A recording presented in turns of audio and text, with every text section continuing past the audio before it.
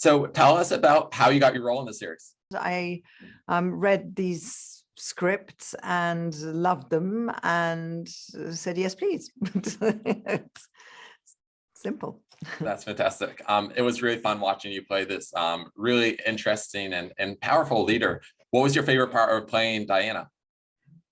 I think my favorite part of playing Diana is the relationship she has with Jackson Lamb, who's played by Gary Oldman, because Gary and I have worked together before and we have this great kind of connection, and we enjoy inventing characters and situations together, and it's something that happens very naturally, and it's good fun, and these good fun moments are why I keep doing this job after all this time, because it's just it's great to be creative with other people. And I think particularly at the time when we were shooting this series, we were in the midst of a lockdown in the UK, and it was really great to be able to go onto a set and be with other people who had spent a lot of time also isolating, and were able to create stories together as a group. That was very thrilling. I'm sure it's like really a different experience doing a series as opposed to, you know, some of the other movies that you've worked on. What were some of the other things that made this project unique? Gosh, well, I mean, I've done an awful lot of films and I've done an awful lot of different types of things, but this is the first time I'd ever done a long form series. So working in fits and starts like that, I find quite challenging. And I definitely find that difficult. It's much more difficult than doing, say, a movie when you go for, 7 weeks and you're in every day. It's much harder to do a piece that is stretched over months and months and months when you've only got a few weeks work. It's much more difficult. And it's a bit like playing a small part in a movie. You have to nail it each time, but it's difficult to nail something when you're only in that day and you haven't got to run at it and there's no momentum. So I did find that very difficult. Yeah. Well, I loved your character in the series and your acting, and it's just excited to see what happens next with this series. Great. Thank you. Hi, how are you? Hello. I'm doing wonderful. So Saskia, we really got to see kind of like into the mind and pass through your character. How did you create this really interesting depth to her? I had lots of help with the books and the script, to be honest. And I did a lot of listening about addiction, and I did all sorts of things to bring as many of her life experiences to my imagination as I could. I think she's great. I think it's great to be able to play a woman of her age and to be a mixture of insecure and incredibly competent at the same time. And I love it. Yeah, and secrets, loads of secrets that she doesn't reveal. And actually, I think she's the only character where you get a flashback. So it was an interesting the way she's been positioned in the story. Yeah, and it's such a beautiful part of this series. And Olivia, what were some of the things that you did to really personalize your character? I think it all comes down to her humor and the way she has to hide this sort of brilliance, and I think as women we've all been in those situations where we've had to kind of like turn down our inner light bulb for the men in the room, to not tread on egos. And so she's doing that, but also she's doing that for a reason, because she's living a bit of a double life, or well, a triple life at this time. And yeah, I think there's a lot to draw on from personal events. And they're all written and performed really interesting, all of the different characters in this series. Saskia, tell us about the process of working on a series as compared to working on a movie, and how much deeper you're able to go. You're right, there's a big difference actually.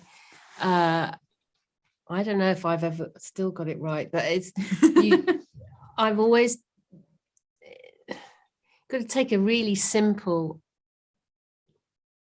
objective through the whole 6 episodes, and I find that very helpful now in my I've done a few in my life, in my career, and sometimes it all boils down to just being in love, or wanting to succeed, or so that helps you through the ins and outs of, oh, am I in episode 3 and I'm doing scene 10, and that comes before episode 4 where that happens, and I haven't shot episode 1 yet, but so you have to keep it really simple, I think, and then you don't get too lost, and also you have to really do the homework. Well, that's it. If you've done the homework, then the simplicity then is easier, isn't it? Well, thank you so much, and I enjoyed your characters a lot, and I think there's so much more that can happen with a series. Yeah, thank you. We do hope so too. Yeah, thank you. I'm Joe from the Nocturnal. How are you guys doing today? Great. We're good. Yeah. Awesome. So Gary, you played so many iconic roles. At this point of your career, how do you kind of pick what roles you want to play, and what specifically drew you to this role of Jackson Lamb? I just thought that I thought it was just a wonderful creation. The character coming in, because the show is based on these books by Mick Herron. The character's fully baked. He's there and realized, and it really just I came in and gave him a sort of a voice and a physicality, but I just thought the creation of the character was so delicious. I'm a big fan of long form TV. I've wanted to do something and trying to find the thing that would be the best fit, which is not easy. And this sort of, I don't know, it came in, it like dropped from the sky, and it was too good to pass up. That's fantastic. And Jack, what drew you to your role as River?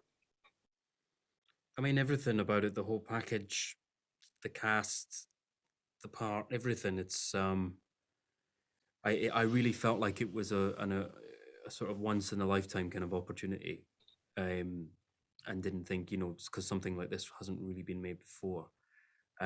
Seeing these two worlds of office life and espionage slammed together. So yeah, I wanted it badly and was very lucky to get it. Man. And Gary, can you tell us kind of about that process of creating that authentic depth to this character? Well, it's pretty much, you've got the guidelines which are in the text, which are there.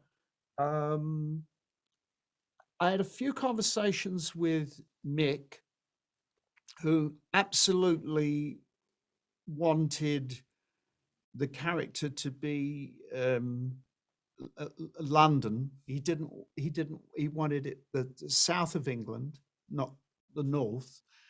And then the process is working with the director, the costume.